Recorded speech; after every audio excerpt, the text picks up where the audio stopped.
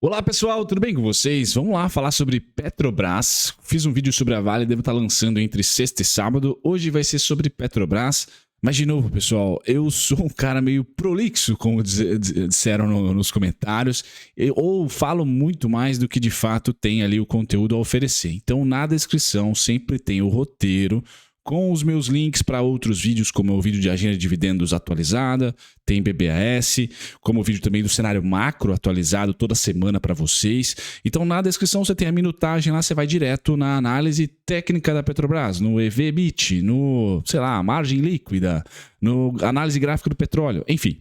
Então, você tem ali as minutagens para poder pular a esse ponto que eu mais comento aqui sobre situação econômica ou simplesmente divago sobre o assunto. Então sempre convido vocês, descrição ou comentário fixado, primeiro comentário no topo, vai ter ali todo o roteiro para vocês. Bom, já fiz o disclaimer, né, dizendo que vamos falar sobre Petrobras, a agenda de dividendos na descrição, mais o próprio cenário macro também na descrição, e o assunto de hoje, pessoal, é ela, é a Petro. Então vamos para ela.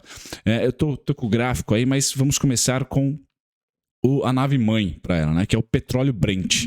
Então vocês estão vendo aí o petróleo Brent, até posso ir para o centro do gramado aqui, que fica melhor para vocês, né? Esse é o gráfico do petróleo. Lembre, quem me acompanha aqui, tá no cenário macro, nos vídeos semanais, que eu falava, pessoal, o petróleo vai vir para os 79,24, tá? Depois pode bater os $90 que o Goldman Sachs falou, tá? Mas eu achava que ele viria para os 79,24. Pois bem, chegou lá, pessoal. Chegou e hoje está rompendo, tá? Só que gráfico é importante? mas dentro pelo menos para mim, né? Dentro do ciclo de pensamentos, da causalidade, o que causa, como que começa as transformações de preço e a volatilidade, quais são as causas, né? Vamos lá para os princípios de causalidade. O primeiro é o macro. No caso do petróleo, como é que está a oferta e a demanda da commodity e principalmente o aquecimento ou não global para, de fato, demandar a utilização de petróleo. E nós tivemos, sim, um aumento de demanda, ou pelo menos a manutenção de uma demanda pós ou durante, né, o processo vacinal no mundo estar se acelerando, com um foco negativo vindo da Ásia, com a política de Covid-0 da China. Há problemas por lá. Porém, Europa, nós aqui e o bloco americano principalmente, começou a consumir muito mais petróleo. Tá? O comércio exterior começou a ficar muito mais forte, com navios tendo filas para chegar em Los Angeles, por exemplo. Isso tudo demanda muito combustível. E a inflação começou a comer muito no bloco europeu e também nos Estados Unidos. Pois bem, não porque simplesmente a demanda é historicamente muito alta, mas porque a gente começa a voltar para o pré-pandemia, tá? E o pré-pandemia tinha uma produção de petróleo a X barris por dia, tá? Agora tem X menos alguma coisa, ainda não estamos, a OPEP+, principalmente, não está lá muito pujante na sua produção de petróleo, tá? E aí começou a haver, tá, um descompasso. A demanda já voltou a níveis pré-pandemia, enquanto a produção ainda não. Tá? Inflação é ruim para todo mundo e é um remédio amargo que está hoje global. Então é um problema global o petróleo. Então já tivemos tanto o bloco europeu, como principalmente o Biden, fazendo pressão e a China fazendo pressão para a produção de petróleo. O que aconteceu para esse gráfico aqui viabilizar cada vez mais a minha tese, que viríamos para o 79,24 com um preço de equilíbrio, tá? Mesmo depois de bater os 86, que para mim foi um exagero. Acima dos 79 é um exagero para o petróleo, tá? Não um exagero porque eu acho que tem que ser abaixo, mas porque arde a inflação de muitos países que têm força política, econômica e diplomática. Quiçá China e Estados Unidos. Ninguém quer ter inflação no Natal, ninguém quer ter inflação com uma reeleição, com uma Olimpíada próxima lá na China, com o Xi Jinping consolidando seu poder, e os Estados Unidos com as midterms lá e com o Natal. Tá? Então há muito interesse de ter inflação baixinha e petróleo é um problema que não é tupiniquim nosso aqui, é global. Tá? Então eu achava que iria ter uma briga forte e uma das soluções que Estados Unidos e China utilizaram não foi pressionar o PEP+. Além de pressionar o PEP+, eles também alertaram que vamos utilizar aqui, vamos colocar as nossas reservas estratégicas que os dois países têm para negociar no mundo. Tá? Ou para disponibilizar para a nossa própria economia doméstica, dificultando assim, né, o comércio via OPEP. Não precisamos da OPEP porque nós vamos queimar aqui nossas reservas estratégicas, que no curto prazo faz preço arrefecer, porque vai ter um aumento de oferta da commodity no mercado. Pois bem, com esse dado novo, macro faz parte do macro, isso é uma posição diplomática, estratégica de comércio exterior, faz parte sim do macro, tá? Gera um fluxo vendedor, confirma o meu ponto de 79 e acelera a venda, na minha opinião, com esse fato novo. Vamos colocar reservas. Eles não colocaram ainda, mas fizeram uma reunião de 3 horas. Quem acompanhou via Zoom, via videoconferência, Xi Jinping, Biden, tá? 3 horas, pessoal, com petróleo sendo uma das pontas a ser discutidas, e ano que vem eu vou falar muito aqui sobre Taiwan, mas por hora vamos focar no petróleo. Com essa nova reserva sendo possivelmente disponibilizada no mercado, pois bem, pessoal, acho que o petróleo vem então para confirmar os fluxos vendedores anteriores, de 15% a 16,5%. Então, estou falando de um petróleo aí que pode bater agora, devido a esse fato novo, não só o 79,24, que já bateu, confirmou, deu credibilidade aqui para o canal, mas também a ir para 70,95, 70 dólares, 72 dólares, só confirmando, então, esse curto prazo de arrefecimento natural das ofertas. Tá certo? Bum! É isso, pessoal, que eu queria falar para vocês. Com esse cenário de petróleo em baixa, devido não porque o Bruno quer, tá? Mas sim por um movimento macro que gera fluxo financeiro, e aí o gráfico vai para mim e vai falar aonde pode parar, tá certo? Então tá aqui, aonde que o petróleo pode parar para depois voltarmos a subir. Por que aqui voltarmos a subir, pessoal? Reservas estratégicas ninguém quer gastar, ninguém quer consumir. Então acho que é um blefe que funciona no curto prazo, mas não vejo que é um blefe que vai se materializar. Então o petróleo deve voltar a subir e o Goldman Sachs até pode acertar nos 90. Eu não acho. Eu acho que o petróleo sobe, mas para entre 79 e 24 de novo. Usa o 79 e 24 como resistência. Tá, então qual é a máxima do petróleo para mim esse ano? 79,24, tá? 70,95 deve ser a mínima, entre 70,95 e 63,46, tá? Então eu trabalho com um cenário base no petróleo que ele perde tendência, tá? E para mim é importante na análise técnica um sinal de volumão, sinal de volumão aqui, ó. Muito volume aconteceu nesses 3, 4, 5 dias e agora estamos indo para baixo. Então confirma o fluxo que vem da razão, aí, da causalidade de uma decisão diplomática, uma decisão estratégica, política, tá certo? De comércio exterior. Então isso tudo é muito bonito, mas a gente precisa tomar decisão. Qual que é a decisão? Se eu tenho uma commodity que deve arrefecer por interesses, tá, políticos e internacionais, quando a gente vai para Petro, eu piso no freio na tendência de alta, ou defino um topo muito próximo dos preços atuais. E eu já vou para o gráfico da Petro. Então, esse primeiro ponto no roteiro, vou falar análise do cenário do petróleo, tá? O segundo ponto, para vocês irem direto, preço do seu valor patrimonial. Eu comprei Petrobras, pessoal, a R$21 e vi ela aí a R$4,90. Eu comecei na bolsa em 2011, sempre falo para vocês aqui, eu tomei um caldo. Por isso até que eu fui atrás de análise técnica. Porque ser holder no Brasil de 2010, 11 até 2016 foi caótico, tá?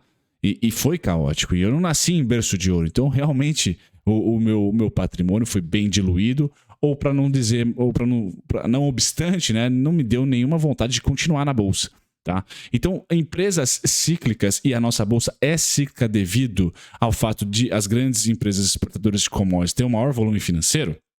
Nós temos que acreditar que o nosso IBOV sobe de 5 a 6 anos, ou às vezes 8 anos, e cai de 2 a 4, a quiçá 5 anos, como foi a nossa última crise, que englobou queda das commodities, minério de ferro e petróleo, foram muito mal, tá? De 2010, 11 até 2016, tá? E também crise política, tá? Uma gera a outra, na minha opinião, mas aqui é uma opinião, né? Opinião minha, a gente pode discutir num bar isso, tá? O vídeo não é para isso.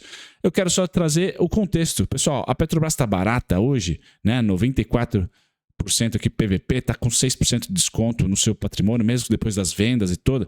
Legal, só que em 2013, 14, 15, ou melhor, 2011, 12, 13, 14 e 15, pessoal, esteve negociando abaixo do valor atual.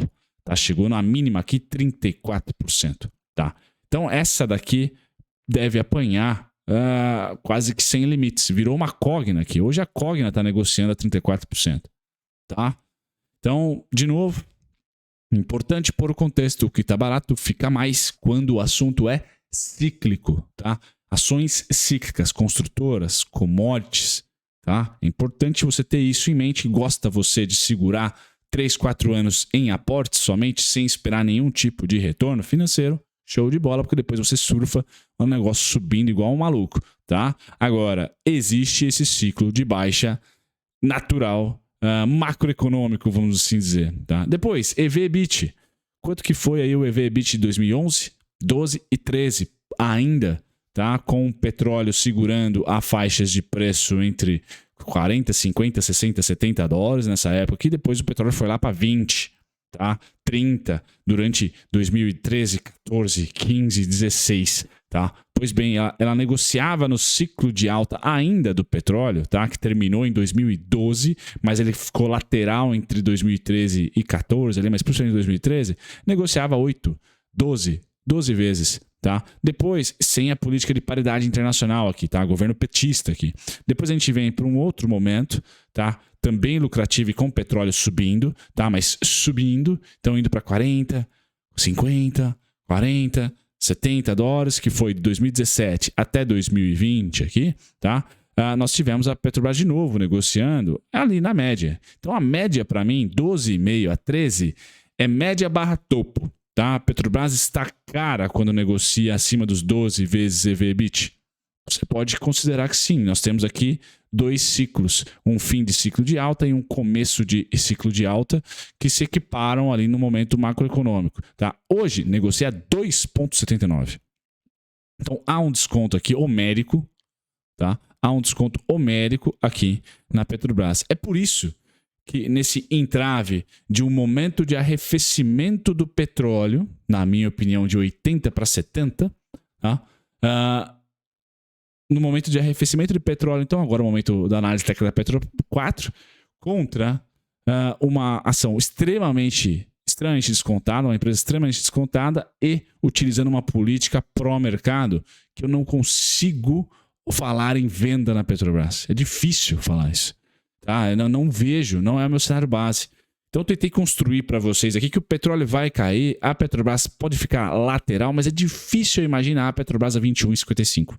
Tá? É difícil, porque o remédio que está fazendo o petróleo cair, ele é de curto prazo, na minha opinião. Tá? Então, a Petrobras pode sofrer esse final de ano lateral entre 26, 24, 26, 23, 26 e tal. Só que ele deve voltar a subir em um momento oportuno, tá? Porque ainda as estruturas são de mais demanda e a produção ainda tentando chegar nessa demanda. Tá? Então, meu viés é de alta, no final das contas, pelo desconto, pelo remédio curto desse arrefecimento do petróleo. Espero ter colocado isso para vocês, porque aí eu transformo um cenário base para a Petrobras. Qual que é o meu cenário base, pessoal? Eu acho que ela vai completar, sim, tá? Este A, B igual a C, D na análise técnica. Lá no final, eu vou para a análise técnica, depois de um pouquinho de valuation de múltiplos, cenário macro, análise do petróleo, eu vou aqui para Petrobras ainda com o cenário base dos 31,50, 32,15, tá? No curto prazo, de novo, o petróleo deve arrefecer, o que pode trazer, na minha opinião, a Petrobras ficar entre 24,86, 26,11. Ficar ali, ó. Não é o meu cenário base a Petrobras vir para 21,51, tá? 21,55, 19,59. Mas vou falar para você, não é meu cenário base, mas num cenário 2.0, cenário B, por exemplo, nós analistas temos que ter 3 cenários no mínimo, tá? Para auxiliar nossos clientes, por exemplo, ou para auxiliar minha própria tomada de decisão, porque o mercado é dinâmico, então tem que aceitar o erro rapidinho para depois construir uma nova tese. Caso venha a Petrobras, que não é o meu cenário base, para 21,55, 19,59, eu ainda continuo com o 31,50, 32,15 como alvo. Tá? É isso que eu quero dizer para vocês. Então, mesmo que venha para cá, eu ainda vou ter o verdão aqui, tá? Subindo até os 31,55. Pessoal, é isso que eu queria trazer para vocês. Espero ter montado um quebra-cabeça, não economês, porque não sou, não analistês ou Faria Limers, como é insuportável. Tentei não usar nada de inglês aqui ou dizer que é complexo. Não é. É política externa norte-americana e europeia contra o PEP+. Agora ganhou um reforço da China, com as reservas sendo disponibilizadas no fake, na minha opinião. Já gerou queda, fluxo financeiro para baixo, só que é de curto prazo. tá? Porque o fim de ano tende a ser um ano mais consumista, muitos navios ali, né? Navios fazendo transações entre portos, então muito combustível sendo utilizado, o turismo também, aviões. Então acho que vai aquecer esse petróleo, deve voltar no médio prazo a subir. E aí eu vou para análise de múltiplos fundamentalistas, está super barata, e com uma política pró preços internacionais. O que ferra a minha tese? Se o Bolsonaro vir para o lado petista da política de preços de petróleo. Se de repente o petróleo subir e inflacionar de novo, ele pode ir lá e dar uma estatizada nas políticas de preços da Petrobras. Isso traria, na minha opinião, os 21,55, os 19,59. Não está no meu cenário base. Espero ter colocado para vocês a minha opinião. Vejo vocês no próximo vídeo. Link sempre na descrição, assim como o roteiro. Tchau, tchau.